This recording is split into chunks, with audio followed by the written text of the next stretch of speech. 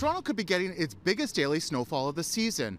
We're speaking with a driving instructor to get his tips for navigating the roads safely, especially if plows haven't made it to your area. Chris Palmer at Young Drivers of Canada trains instructors, and for him, it's the same thing on our roads every early winter. There's that tendency to get a little bit slack, and then we have to be reminded.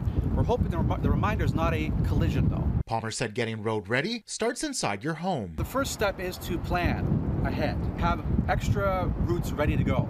So if your main route is clogged, you have a backup ready to go. Leave extra time. Part of this, we have to be more patient so that we're not rushing to our locations and putting ourselves in more danger. Before you head out, he reminded drivers to think about the vehicle itself, starting with the wipers. We want to make sure that this is topped up as much as possible. In fact, I always recommend keeping an extra bottle in your trunk, making sure your oil is checked, okay? So a tune-up or a check of your vehicle prior to winter conditions is always a good idea. They check your battery, they check your cables, make sure your hoses are all secure. One other item that everybody should have is an emergency kit.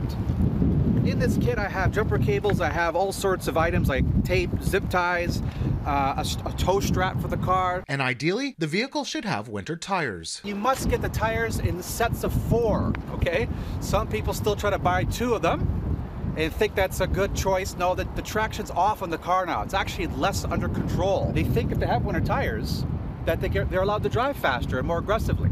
But the tires aren't going to save you from your bad attitude. After clearing your vehicle all off of snow, Palmer said the biggest issue he encounters is people speeding and a lack of patience. They don't adjust their speed to the driving conditions. They don't keep a greater following distance. They don't keep space beside them. So when things go wrong, they have no escape route and they don't know what to do. If you feel like you're losing control of the vehicle, easing off the gas is the very first thing, and look where you want to go. But he said prevention is key. No using cruise control on days like this, and think about spacing with other vehicles. For local roads, normal conditions is 2 seconds, but in these conditions you'd want 4 seconds, and how you measure that is really easy.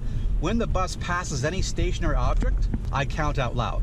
1001, 1002, 1003, and so forth until I reach the same obstacle I pick. On highways, he said it's 3 seconds when normal and 6 seconds during inclement weather. Another point, make sure your phone is fully charged in case you get stuck. Something he said not to panic about. Call for help.